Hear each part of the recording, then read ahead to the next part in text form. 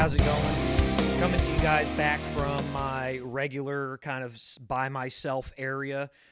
This is where I'm going to start doing the shows again when I'm not interviewing somebody. Just kind of feels a little more personal, a little more comfortable from this area. Also trying out some new technology. I'm actually using a brand new DSLR camera to record all of this, as well as some additional lighting. So let me know what you guys think. Is the quality better? Is the sound better? Again, just testing some things out here. Want to make sure we're doing the best job possible with what I got for my shows. So let me know what you guys think. I wanted to jump right into something here that's kind of been nagging at me, and what it is there's a question that everybody who is questioning what's going on has been asking. Why? What is the purpose behind the continual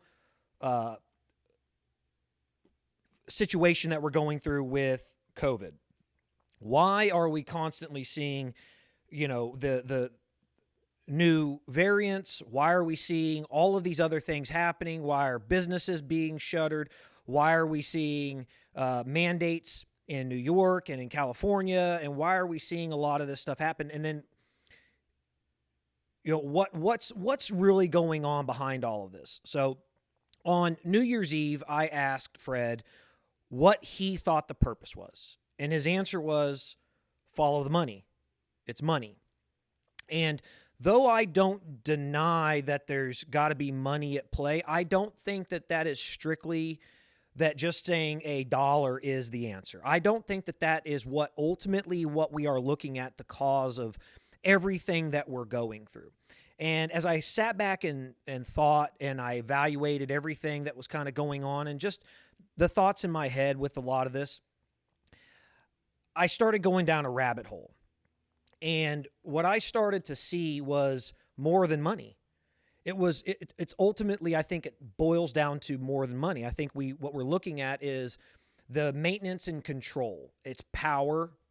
It's not necessarily, to alter the minds of everybody. I think that's too simple. Quite honestly, I think that's too simple. I think that it's like a retraining and a restructuring almost of society. And so bear with me. I'm going to go down this rabbit hole here for a little bit. So what everybody keeps pointing out is that Pfizer had a profit or they did on total revenue of the vaccine in 2021, they did $35 billion on the vaccine. Now, why does that really matter? Why does that matter what one corporation made during all of this? And by itself, it really doesn't matter because that's a drop in a bucket. You have to think that our economy in the United States is $13 trillion. A trillion is 1,000 billion. That's nothing. $35 billion is literally 3.5% of $1 trillion. And we have $13 trillion economy. So $35 billion in the grand scheme of things is a drop in the bucket. It really doesn't make a difference. They are projected to do $37 or $36.5 billion next year on just vaccine sales. The issue with that is that a pharmaceutical company, they define a blockbuster drug as a drug that does $1 billion in sales in its first year. But what you do is you typically have to consider they have marketing costs, they have R&D, they have a bunch of expenses. So you factor out $500 million out of that $1 billion, and they still consider that a massive success because it'll probably sell for years and years and years to come while it's still in patent. The issue with the vaccine is that the U.S. government funded 100% of the development. Pfizer, Johnson & Johnson, none of these organizations, none of these corporations had to pay a dime to fund to develop this drug. It was all underwritten and funded by the federal government. They also don't have to do any of the marketing for it whatsoever. The U.S. government and state governments and local governments are pushing it. You don't have to, you don't see ads on TV about the vaccine from Pfizer. You see the US government telling you to get vaccinated. And Pfizer's name is being pushed. Every time they talk about the vaccine, they talk about the Pfizer vaccine. So you have the US government funding the vaccine. You have the US government marketing the vaccine. So the $35 billion that's going to Pfizer for the revenue on the drug this year is all theirs. They don't have to pay the US government back a dime. They don't have to pay them back a cent. And on top of that, they're indemnified. And what that means is that they aren't liable for any side effects or any damage or harm done to any humans, any Americans whatsoever, as a result of the vaccine. So they are making a 100% profit off of the manufacturing of this drug, other than the cost of its manufacturing. And they're not responsible should anything happen. It's not like what you see on TV now. You see drugs that have been produced 20, 30 years ago, and you see an ad from an attorney, a law firm, a class action lawsuit that says, hey, have you or your family been affected by such and such? Back in the after World War II, a lot of people were working in plants. Asbestos was being used in a lot of different capacities, mostly for insulation, pipe wrapping, things like that, in large industrial manufacturing type facilities. And so now you have mesothelioma, where you see ads all the time. Did you have a family member that worked in this plant or has been exposed or has been confirmed to have mesothelioma? You may be open for compensation. You may be due some type of compensation from the use of that. They chose to work in a factory. They probably knew that the asbestos was there. I mean, we still use it to this day in a lot of industrial settings. But the manufacturers of asbestos and the people who used asbestos, knowing that it was a carcinogen causing lung damage to people, they are now liable for it. And there's a huge fund that's created, and people are able to tap into that for compensation if they have mesothelioma. Little side thing. What it does is mesothelioma is essentially, you think about asbestos, they're fibers. I know I'm going to go down a rabbit hole, and this is usually how my shows go. But asbestos is a crystal, and it breaks down infinitely. It can never just be crushed and gone away forever. It breaks down infinitely into these little bitty fibers that are like little needles. And what happens is that these things get down to the tiniest of microns, and people breathe them into their lungs. And these little crystals, or like little slivers, little needles, they get into the lungs and they puncture the little air sacs. And eventually your lungs stop being able to function because there's no more air sacs. And that's what mesothelioma is. It's an asbestos related disease, and it can and will kill you at some point. So now you have drug manufacturers that are completely indemnified for eternity. We're not talking about 10 years. We're not talking about 20 years. We're talking about for eternity. They are permanently and indefinitely indemnified from any side effects or any result that may harm any American whatsoever from the vaccine. Well, that's concerning to me, but that takes me down why the government did all of this. Now, if you remember back in March of 2020, Trump enacted emergency powers. Emergency powers within the federal government, similar to going to war, allows them basically unlimited resources within the federal government. That's not just, hey, we're going to, like with the vaccine, where they're going to pay for R&D and marketing for the vaccine. They're also, you look at when they were talking about the ventilators, they paid Ford billions upon billions of dollars for Ford to repurpose manufacturing plants, taking trucks and cars offline to manufacture ventilators. The federal government funded that. That money comes from somewhere. That's stuff that you and I pay for. That's taxes that we pay. The federal government had unlimited spending budget to do those types of things. Now, because of the emergency powers that are in place, they have unlimited spending power essentially for the budgets. Again, go back to it, $35 billion, that's a drop in the bucket. When you're talking about a defense budget that's $750 and $850 billion, that's what the Department of Defense gets every year as a budget to spend for military spending. Now, of course, that does pay for things like, pensions, that pays salaries of soldiers and things like that, but it pays for R&D of new weapon systems and technologies. It purchases aircraft carriers. It purchases tanks. It purchases bombers. It purchases bullets. It purchases ammunition. That's what that budget does, but it also funds things like military bases overseas. It funds, allied forces overseas. That $750 and $850 billion funds a massive enterprise, as it's called, the industrial war machine, industrial war complex. It funds that every single year, and every year they spend more and more and more. Well, under the emergency powers, the federal government has unlimited resources to do essentially whatever they need, not just money, but it allows them to skirt laws. Again, they indemnify a drug manufacturer for making a drug that would ever harm anybody. It gives them permission to do that without having to get permission from Congress, without having votes, enacted, or elections held across the country. They can just do whatever they want. But those emergency powers are about set to expire.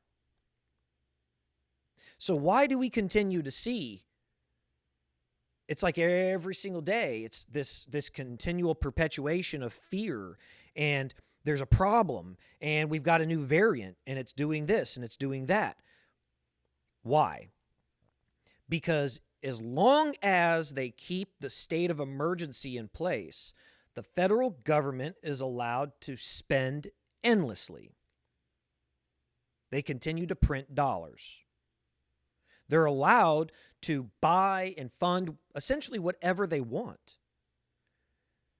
You have programs that are being funded for testing of all types of different things. You have additional money flowing into the defense budget for buying COVID precautions and COVID this and COVID that.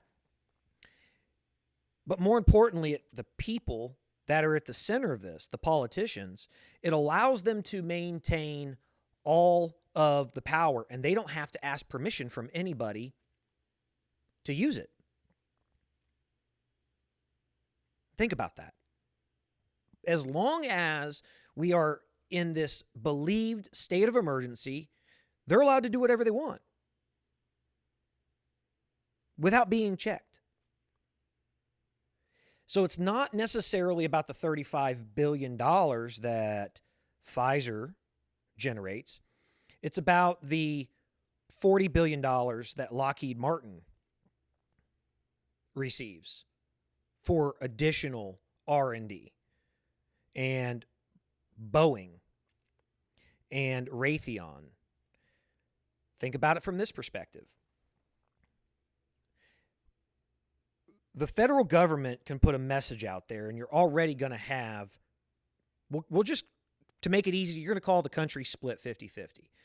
50 people conservative, 50 people liberal. Now, unfortunately, today, if you are associated with conservatives, that you're automatically associated to be a Republican. And if you're considered liberal, you're automatically considered to be a Democrat. When that's not necessarily true, and it shouldn't be defined that way. What we should be looking at is that Republican and Democrat are exclusive from liberal and conservative. Yes, they're generally tied to each other, but they're not the same. So when you have the government put a message out there, it's automatically going to split the country. There's going to be people, if there's a Democrat in power, there's going to be people that are Republican. They're automatically going to dismiss it, and they're going to say, fuck it, and we don't give a shit what you have to say. We're going to go do our own thing. And vice versa if there's a Republican in power. So the government knows that if they want to get everybody to do what they want, you have to crowdsource it. How do they crowdsource it? They don't go out and try to get one person to do it or two people to do it. They have to do it at millions and tens of thousands and millions at any given time. So what do? They go to the corporations. Here's an example. I have a friend of mine who works for the railroads, works for BNSF. BNSF has roughly 35,000 employees. Okay? So let's cut that right in the middle and say that there's 17,500 people that associate themselves being Republican and 17,500 people that say that they're conservative. Okay. Well, when the federal government comes down and says, hey, we're going to mandate any corporation, because again, the government wants to push this agenda. They want to make sure that everybody stays in line. It keeps everybody going in the same direction of the way they want things to happen. So they say any corporation over 100 people, you're going to have to mandate vaccination or testing for your employees. Well, the government, they automatically know. They automatically know that you're going to have a corporation like BNSF that's 50% here, 50% there. But 100% of these people get a fucking paycheck. And they want to continue to get that paycheck. So what do? What does the federal government do? They come in and put pressure on BNSF. But they reward BNSF. They said, look, we're going to give you sweetheart deals on these contracts. Now, most people don't know that the railroads and power lines and things like that, those are utilities, but those are owned by those corporations. The trains you see BNSF going down the tracks that you see BNSF on, BNSF owns those tracks. The federal government does not own those tracks. They may regulate certain things, but it's not like the road you drive your car on. It's not the highway you go down from state to state. Those are owned by the governments. They're managed and owned by government entities. Railroad tracks and power lines are owned by the corporations, and the corporations are responsible for managing and maintaining those things. So what does the federal government do? The federal government steps in and says, tell you what, we're going to give you $10 billion. We're going to give you $10 billion, but we want you guys to start thinking the way we want you to think. And the moment that these corporations start stepping out of line, the federal government comes in and starts putting pressure on them. Now, someone like BNSF is not like a bank. Now, a bank is important, but some banks, they factor to fail. The federal government, you can't have an organization like BNSF or Union Pacific fail. It'll bring the economy to a screeching halt. But the government gives them free money so that when the time comes, the government can put pressure on them to say, hey, look, we gave you all this money. We need you to step up now. So what does BNSF do? BNSF tries to start enforcing the vaccine mandates on all their employees. See, this was structured. Hundreds of billions of dollars were spent prior to the mandates being announced. The federal government lined all of this out a year in advance. They started systematically funding major organizations that employed tens of thousands of people. Not a company. Yeah, of course, they gave out PPP loans to small businesses and things like that. But they started funding these massive organizations that employ tens of thousands of people. They started giving huge contracts to companies like Apple and Tesla and Microsoft because they employ tens of thousands of people. And then they come along with the mandate. And then that mandate is tied to these corporations that say, hey, you got to do this. You received federal funds. You have been, it's essentially like blackmail. You got paid in federal funds. Now you got to step up and you got to do what the federal government wants you to do. Well, everybody who works there, they get a paycheck. And so you got your corporation, you got your employer stepping up and saying, look, you're not going to have a fucking job if you don't get this vaccine. Now it's not the federal government, because a lot of people are going to say, fuck the federal government. They're going to throw up the middle finger and say, we don't give a fuck what the federal government says. I'm going to do what I want to do.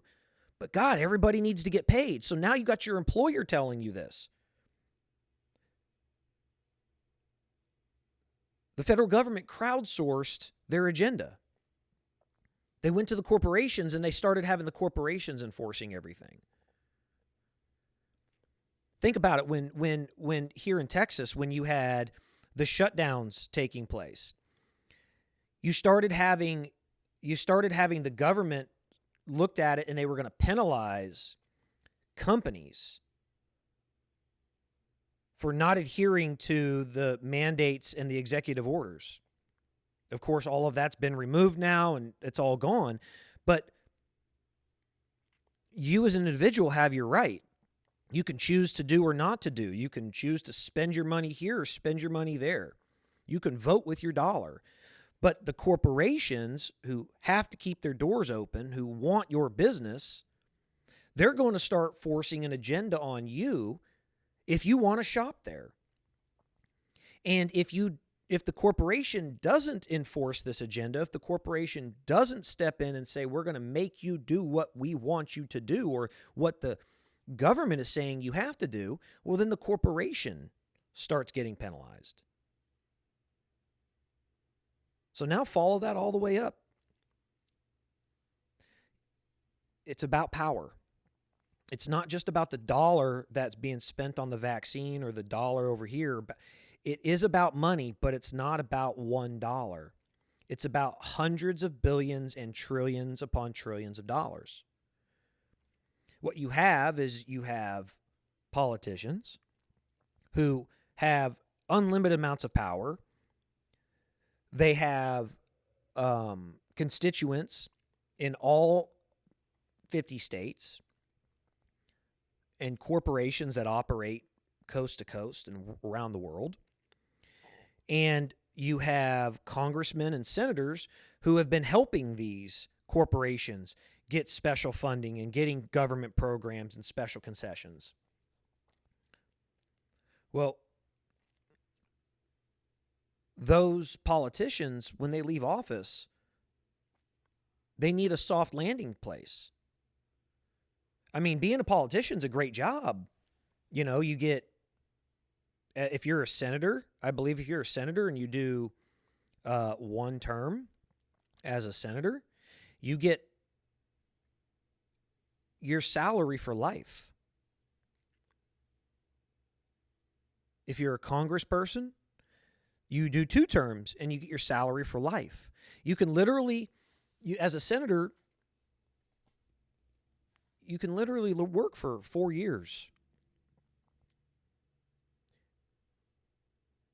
I might have that backwards, but either way, you spend a very short period of time doing a job and you get the equal salary to that for the rest of your life. And it's tax-free, and you get free medical care. And while you're in office, you get free security and all kinds of other stuff, tons and tons of benefits. So when you leave, you still get all those benefits, but now you have a huge corporation that's going to hire you on and pay you millions of dollars. You're going to have large organizations that are going to pay you hundreds of thousands of dollars to come and speak and consult. So what you have is the perpetuation of an emergency so that the people in power are able to maintain that control and they're able to secure their future financially for generations to come. Because it's not just about what's being spent today and what's being done today. It's about pushing an agenda for the long term. For example, the Supreme Court struck down the Biden mandate for employers to force vaccination or testing. They struck that down. However, what they did do is they came in and they forced any healthcare organization that is federally funded, any facility that is federally funded, has to have all the medical healthcare providers that work within that facility, they have to be vaccinated. So if you work at a hospital that is paid for by the government, like the VA or some large hospital organization that receives federal funds, you have to get vaccinated. The Supreme Court upheld that. Well, now what you have is you have the Congress is voting on a bill where there's a filibuster. A filibuster is essentially, there's a time frame. There's a timeline when votes have to take place. Votes can't just sit out there forever and they just wait and wait and wait until they get enough votes, and then they don't just pile them up. It's not like they aggregate. They have to have these votes, but if there is a legitimate filibuster where people are on the floor and they're talking and they're not allowing that vote to take place, well, it stops the ability for them to actually vote on that bill, and basically just gets it dead in the water. So right now you have the Democrats who don't have enough votes to break the filibuster, because there are laws and procedures in place that as long as people are in there talking and they're doing their thing and this, that, and the other, they're allowed to do that. However, they can vote. Congress can come together and vote to stop it. They can pass a resolution within the House or the Senate to stop the filibuster. That if there are enough people that say, hey, we're done with this, they can stop anybody from going up there. Well, the Democrats right now don't have enough votes to pass to stop it. So what are they trying to do? They're actually trying to now pass a law that changes the rules behind the filibuster.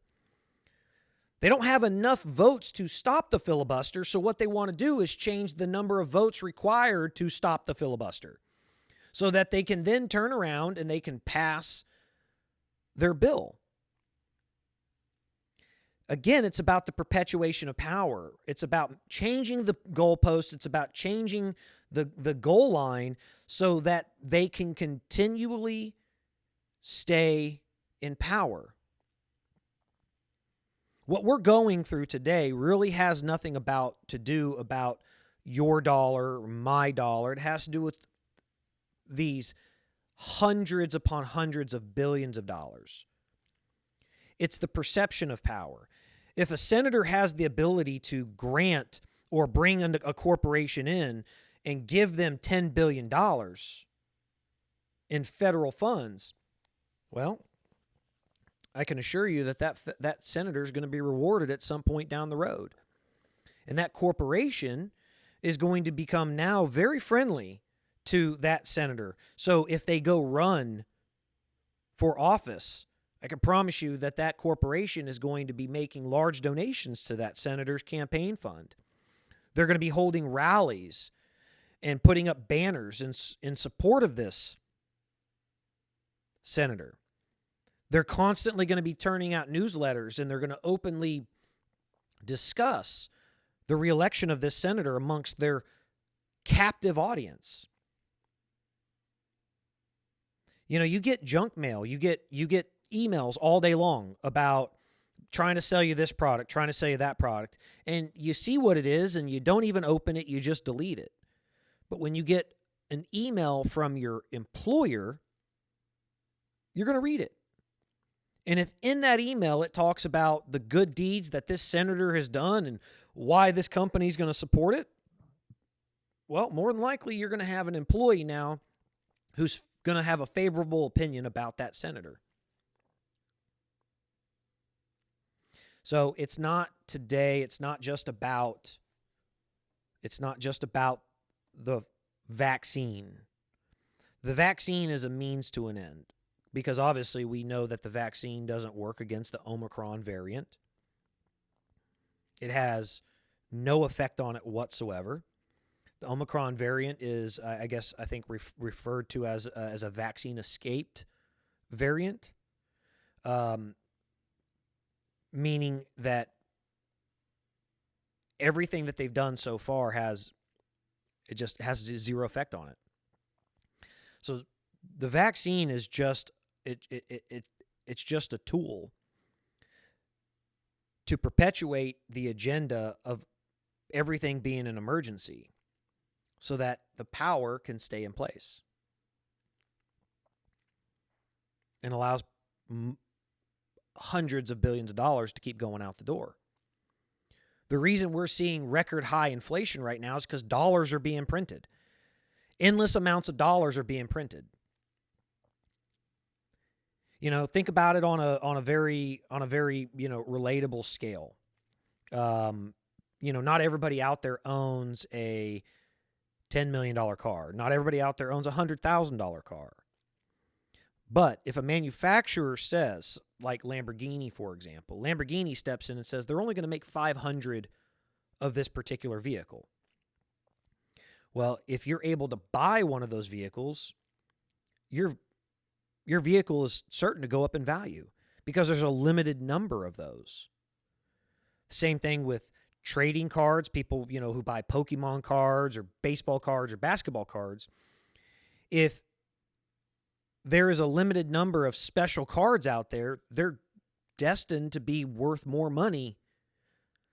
If there's 100 cards, they're going to be worth one thing. But if there's only 10 cards, theoretically they would be worth 10 times what they would be if there was 100 of them. The dollar works the same way. The dollar loses power the more of them there are. One thing that most corporations like Apple and huge banking, especially banking organizations, they understand that the less dollars there are in circulation within the United States, the higher value that dollar has. So there is actually more money circulating, more U.S. dollars circulating outside of the United States than there are actually in the United States. There are more dollar bills, $100 bills, outside of the United States than there are within the United States. And I think the number's somewhere around 10 to 1. For every $1 bill that circulates throughout the United States, there's 10 of them circulating somewhere out in the world. That keeps the value here much higher. I think we have the third most populous nation in the world behind China and India. We account for less than 5% of the world's total population, but we account for something like 40% or 50% of the world's total economy because we keep our dollar high and everybody else wants it. Well, that's how inflation works. So they keep printing money here in the United States and it devalues our dollar. It makes our dollar worth less and less and less. So what do you have to do when you're a large corporation? What do you have to do when you're a senator or a congressperson? You have to get more dollars. You have to accumulate more dollars for yourself because the dollars you had before are worth less money now. That's the hard part about a dollar bill. Dollar bill today, we look at it and it's $1. But because it ultimately buys you less and less and less, today you can buy a gallon of milk for $1. You can't really buy a gallon of milk for $1, but just hypothetically.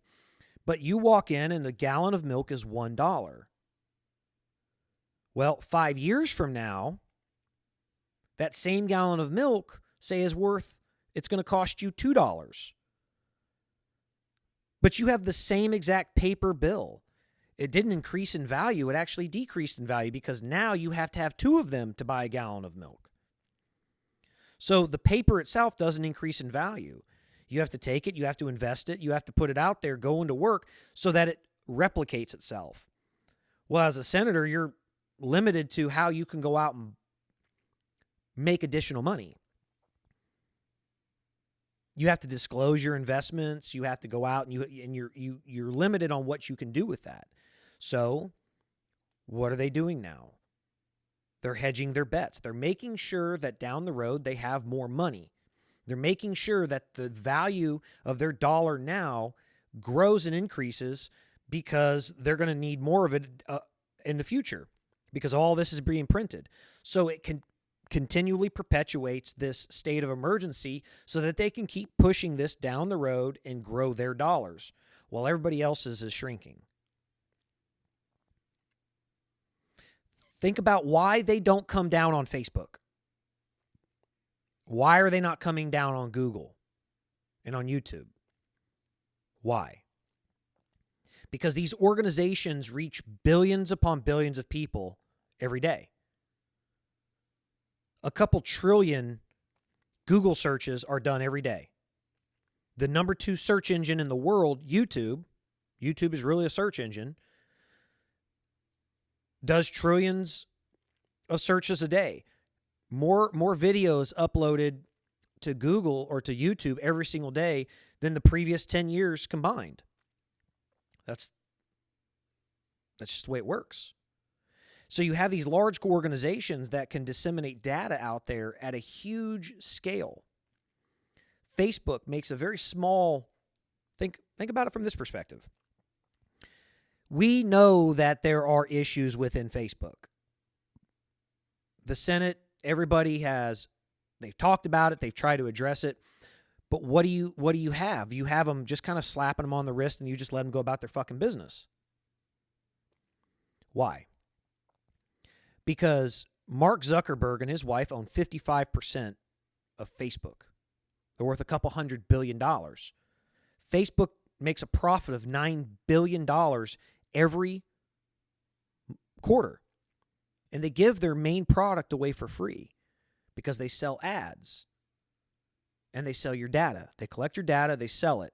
They sell ads on there and they make money off of that. $9 billion a quarter. Okay. If Mark Zuckerberg wanted to make it to where the word fuck could not show up anywhere in print, all he'd have to do is change the algorithm within Facebook. It seems like nothing, but systematically you would never see the word fuck ever again. It would be gone. So why does the government not come down on him? Because he's a private enterprise. I mean, he's publicly traded, but the government doesn't own him. But if he wanted to, Facebook can swing anybody's opinion. They can swing anything in any direction. They tailor ads to you personally, what you're likely to see. I run ads, and it literally asks, what's your goal here? Do you want more clicks? Do you want more likes? Do you want more interaction? Do you want more messages? And it says, hey, here's the price if you want to run your ad to people who are more likely to click on the link. Here's the price if you want to run your ad oriented towards people who are likely to message you to set up an appointment. They know that. They know your search history. They know your likelihood to like something. There's people out there that just scroll past shit and they never pay attention. There's people that don't like, people's pages and things like that. They don't market these ads towards them. They know your habits. And most of our habits are online at this point. So if Facebook wanted to, Facebook could systematically eliminate the word fuck from billions upon billions of people. And what you would eventually see is that word doesn't exist anymore. If it came up in videos, if people were saying it, I mean, I've said it now 10 times in this video. If they wanted to, they could literally eliminate this video or even bleep out the word fuck. Now think about that. If they don't want you to see a picture that doesn't necessarily show something bad happened on January 6th. We all talk about the fact checkers. We all talk about that. These fact checkers, they're who the fuck are they? But they can create policies and procedures in place that systematically eliminate all kinds of stuff offline where no one is ever seen again. They shadow ban people. They keep you from being able to see people's stories. I've got friends who post things about politics all the time, and they're constantly getting shadow banned. I've got a friend who, I talk to on a regular basis, and her stuff is constantly shadow banned. It's something that should come up on a regular basis when I come online because we communicate so regularly. It's something that should come up very, very early on when I come online. I should see her stories or something like that. But there's been times where it's like 30, 40, 50 people down. That's not the way the algorithms are supposed to work. It's supposed to work that what you're likely to watch on a regular basis comes up first. That's the way the algorithms work. That's the way they're supposed to work. But if someone gets shadow banned, it pushes them down. Well, Facebook, Mark Zuckerberg, and these people, they have the ability to change these algorithms in a very small way that can gently alter the way you perceive and the way you see things. Again, Twitter, they were able to completely eliminate the New York Post article about Hunter Biden's laptop. That would have probably created a pretty significant swing in people's opinions during the election. But it was eliminated completely.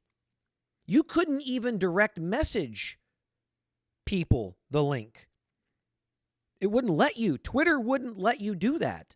You're talking about a laptop that is believed to contain information about Joe Biden receiving money from the Ukraine and doing exactly what they accused Trump of, but they were able to eliminate that from the internet and keep it suppressed so that no one ever saw it, so that it didn't alter their agenda to push Biden, push Biden, push Biden. That's scary. So the federal government doesn't fuck with those kinds of people. Instead, they bring them into the fold. And they say, help us push our agenda. Help us stay in power. Well, what happened? Trump, the Republicans were coming down very hard on these people. Democrats were being very soft to them. Big part of it is the fact that a lot of tech companies are based in California. They have huge operations in California. Well, the California, politicians are largely Democrat. So they're placating to their constituents who generate hundreds of billions of dollars in revenue for that state.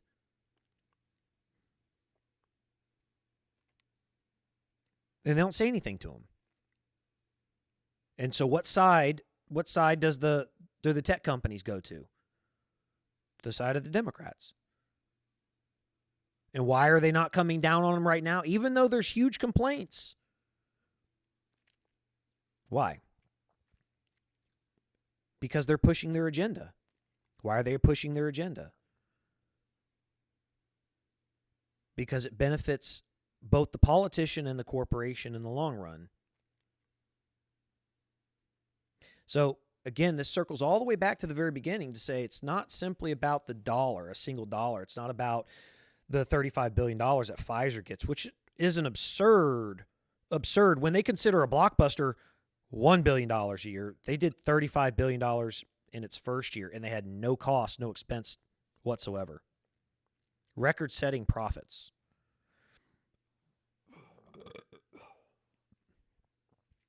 It's an absurd thing.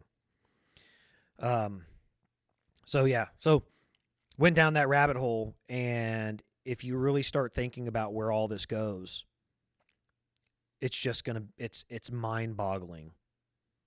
Just think about the corporation you work for. How much money did they receive from the federal government?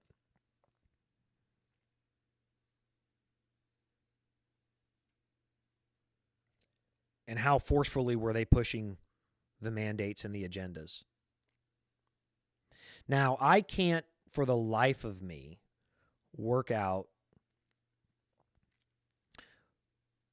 why they actually are pushing the vaccine so hard. I haven't been able to come up with that in my mind as to what the purpose of that is. Why the vaccine is being pushed so fucking hard. Especially right now when it has zero benefit whatsoever. Now, they do say that the largest variant of hospitalized people, affecting people, requiring them to be hospitalized, is still Delta. Omicron itself is no more than just a mild cold. Maybe a fever, scratchy throat, maybe a runny nose. Maybe some diarrhea. But it's not hospitalizing people. I actually I read something the other day, and it's not, I don't have the exact numbers for this, but it talked about Omicron and your likelihood to contract it based on your vaccine status, whether you were vaccinated or not. And it said that, well, I'll back this up for a second. Every virus has what's called an R naught. It's the number of its ability to spread infection. In the very beginning, you had the original COVID virus that had an R naught of like 2 to 3. That meant for every person that was sick was likely to infect 2 to 3 people. As you've gone through, Delta, which is a very strong variant that was causing a lot of hospitalizations, had an R naught of 3 to 5.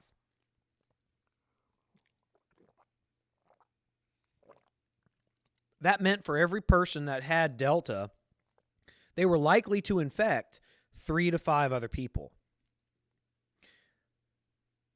Well, now with Omicron, it has an R naught of 7 to 10. That means it is likely to, they said that's extremely high. It was normal for 3 to 5. That's pretty normal for a virus. Extremely high Omicron, expected to infect 7 to 10. For every one person infected, 7 to 10. So you can expect everybody in the country, everybody in the world to eventually get COVID, because Omicron is going to infect everybody at some point. Now, they do say that as viruses go on, they become less vicious in terms of hospitalization and causing mass casualty and deep sickness. But they become more virulent and more reoccurring. As the timeline goes on, they're much more likely to spread, become more infectious, but they're likely to become less and less powerful. So you're going to get it, and you may get a runny nose, but it's not going to hospitalize you. Okay.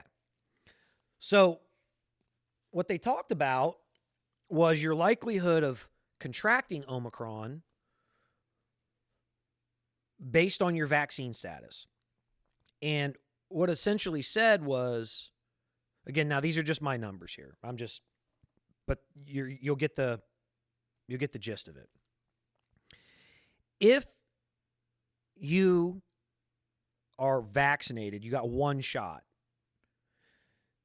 you are 10% more likely to catch Omicron than if you are not vaccinated at all.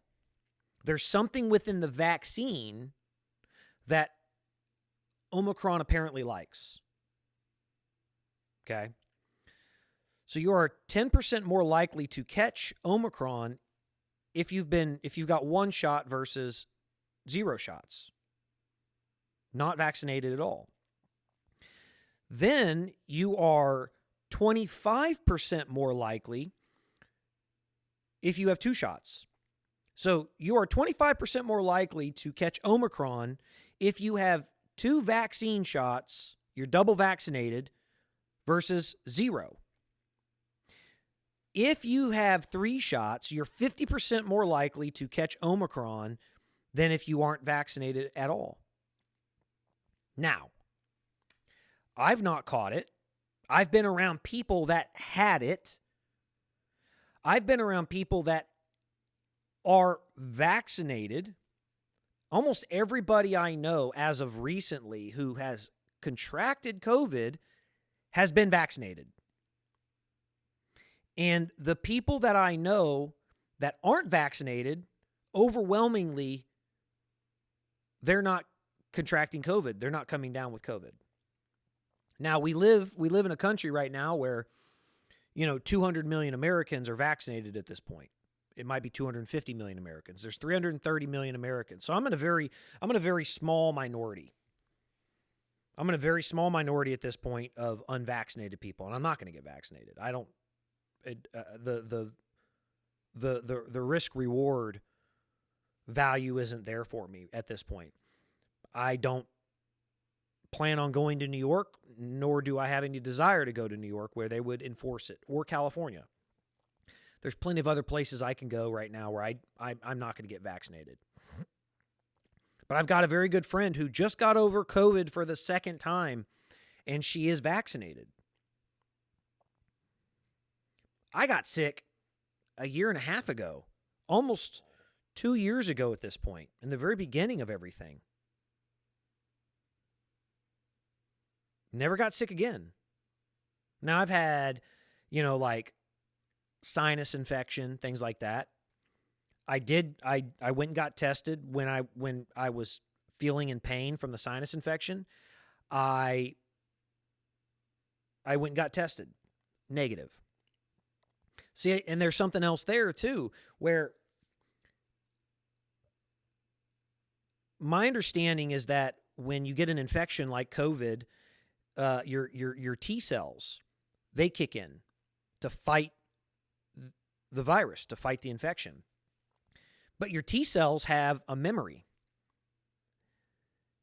And essentially, you will fight and recover from COVID in a very similar fashion to the way you have fought and recovered from the way your body has fought and recovered from any other illness throughout your life.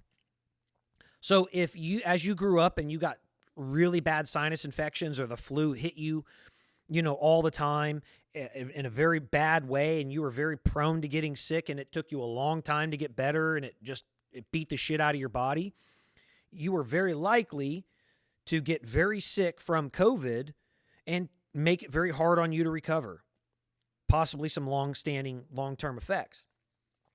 But if in general you were like me, where you could get sick and you may run a fever, but you didn't feel like, you couldn't get out of bed, and you just didn't feel like you were just a complete worthless piece of shit, you recovered pretty quickly. That's exactly the way you would handle COVID.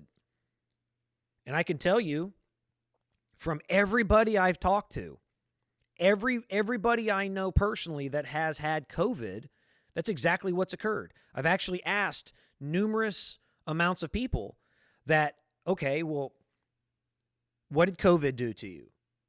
Oh, you were down for 2 days? Cool, okay. How did you recover from it? Oh, it took no time whatsoever? All right. How did you generally deal with sickness and illness when you were a kid? When you got the flu when you were a kid, did it knock you on your ass? Did you have to be hospitalized? Things like that. And then the other side of it was when I've got friends that got very, very ill from COVID, and it took them a long time to recover. Well, the same questions was asked, and they all told me that, when they had the flu when they were young, it hit them very hard, and they were down and out for a long time.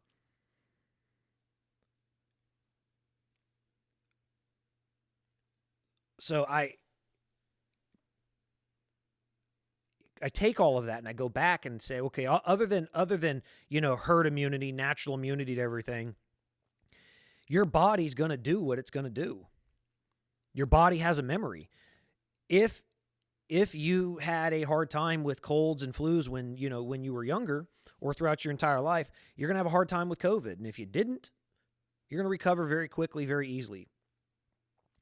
So, there's a lot of that. There's a lot of these things that are going on right now that I don't get. I don't understand.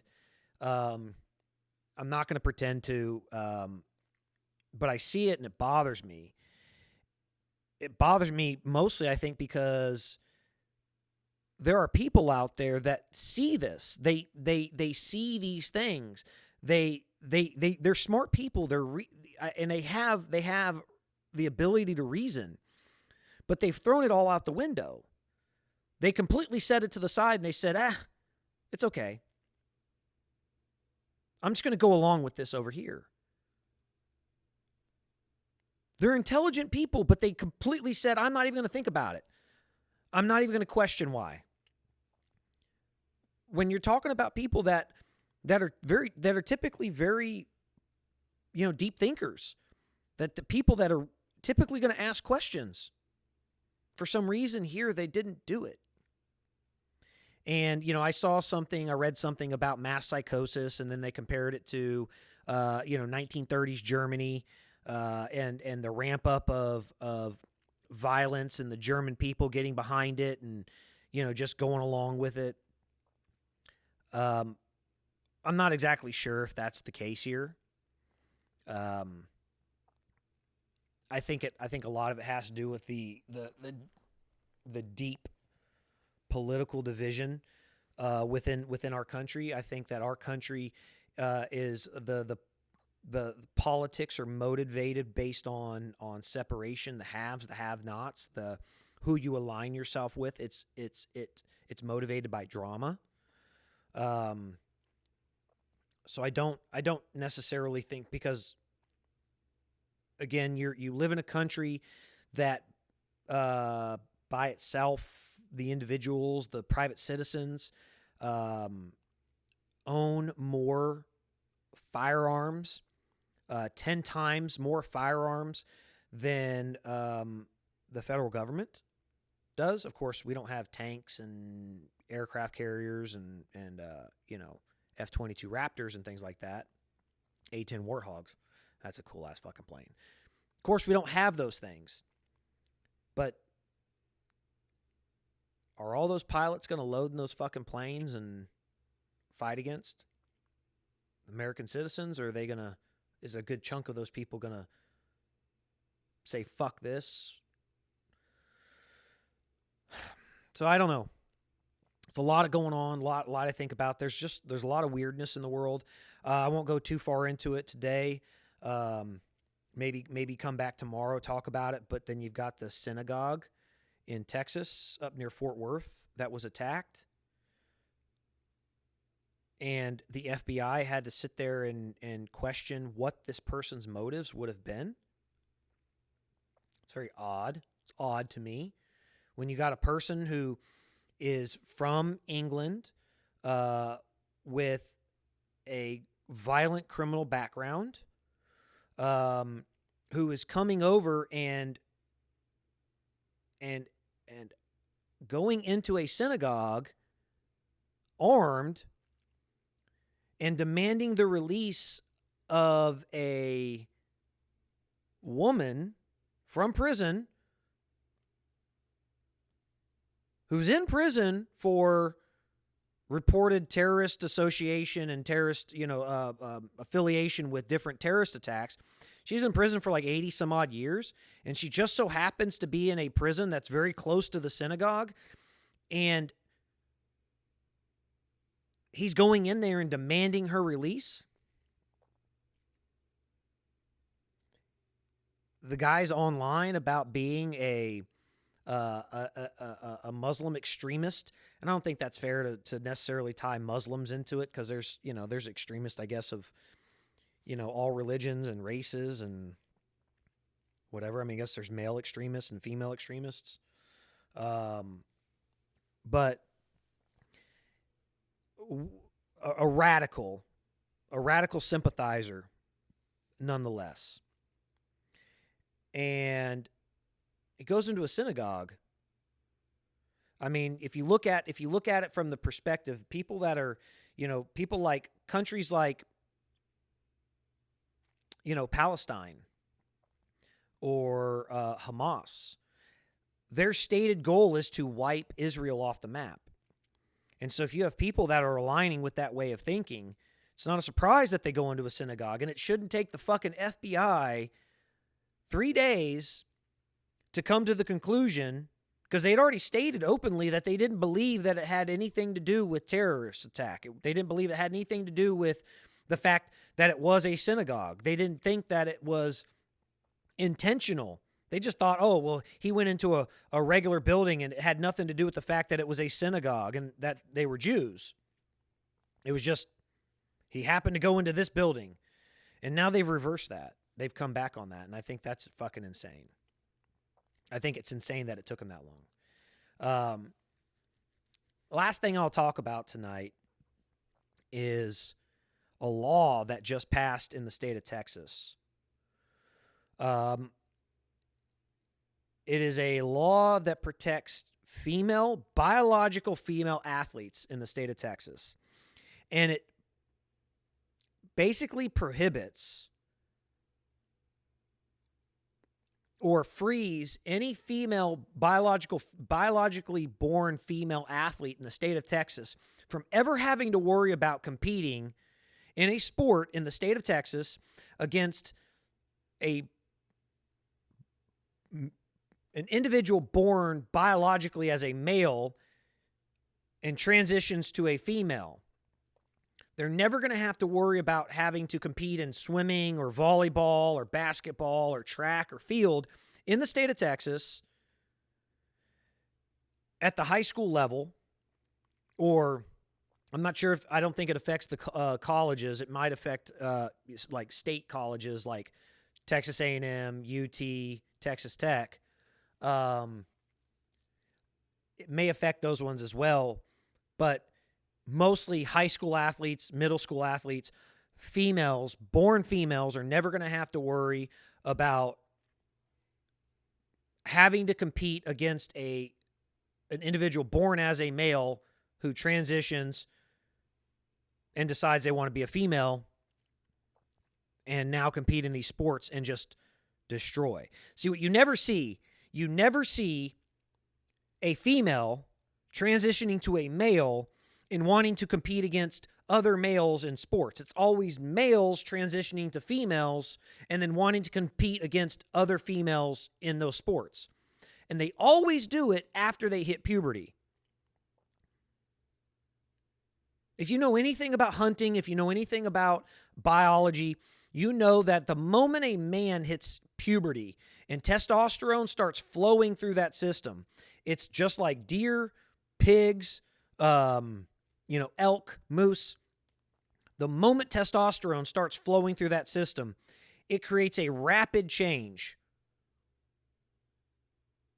Not only within the mental state of that individual, but also physically. It hardens muscles, it grows more muscle mass, it makes bones more dense. You take two deer, a male and a female deer born at the same time, babies, a male and a female, put them next to each other, they don't look any different. But all of a sudden, that male hits puberty and that motherfucker explodes. Next thing you know, he weighs 100 pounds more than the female and he's got huge ass fucking antlers. The same thing happens to humans. The moment a boy hits puberty, it changes their chemistry, their makeup altogether. And what you never have, what we have not seen so far, you're not seeing, boys that they were born as boys, as male, transitioning or trying to go through, and I think it's just insane because we probably will see it at some point. But you're not seeing individuals who didn't hit puberty and transition. What you're seeing are men who hit puberty, who have testosterone in their system, who now have larger muscles, who now have denser bones, who have different chemical makeups than females, wanting to transition and compete against females in sport. Hey, I don't have a problem with anybody who wants to transition. I don't have a problem with anybody living their life the way the fuck they want to live their life. More power to them. I hope you're happy. Anybody should be able to do that. Be happy in your life. But you can't tell me that infusing your body with testosterone doesn't give you an edge biologically, physically over a female. I say it all the time. Women are better at everything than a man. And I mean everything, with the exception of anything that requires physical strength. That includes sports, military, any type of physical activity, jumping, skiing, whatever. You take the best male athlete in the world versus the best female athlete in the world, and the male is going to beat her every time.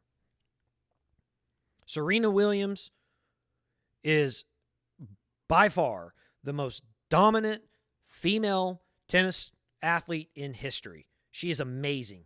Beautiful woman. Love watching her play.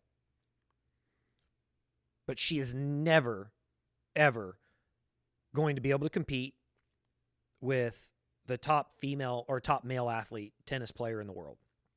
And she's phenomenal. Take the top female swimmer in the world. Never going to be able to compete with someone like Michael Phelps. Look at weightlifting. In pure strength events like deadlifting, squatting, clean and jerks, men do astronomically larger amounts of weight than women.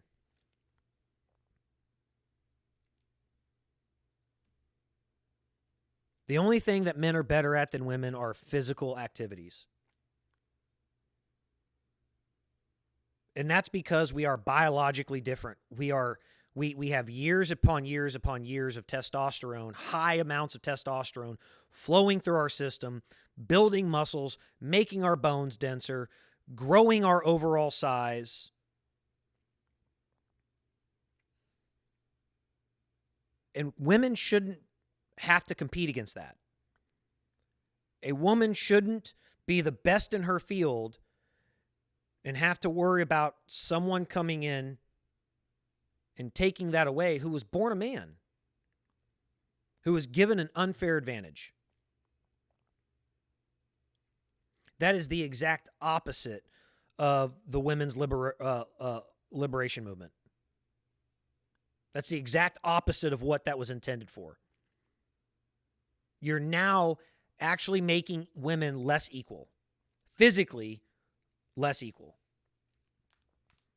because you have biologically born men dominating some of their sports. It's no different than a man coming in saying, I'm taking this away from you. It's the same exact thing. It's no different. So, anyway, guys, I'm going to end it here. I want to say thank you. Thank you to everybody. Last couple weeks been really tough on me. A lot going on, dealing with family, work, just a lot of different things. It's been a very, very stressful couple of weeks. And I've had some really great individuals in my life reaching out, communicating with me, checking on me, making sure I'm okay, just on a regular basis. And I always say this, thank you so much. Thank you to everybody who just reaches out to ask me how I'm doing. You people really don't know how much that means. And I say this all the time. Don't hesitate to reach out to somebody because you don't know how you're going to affect them in a positive way. Don't miss the opportunity to check on somebody, ask how they're doing, because that one small act of kindness, something that takes only a few moments, a few seconds of your time, can affect their day greatly. It can change their whole demeanor.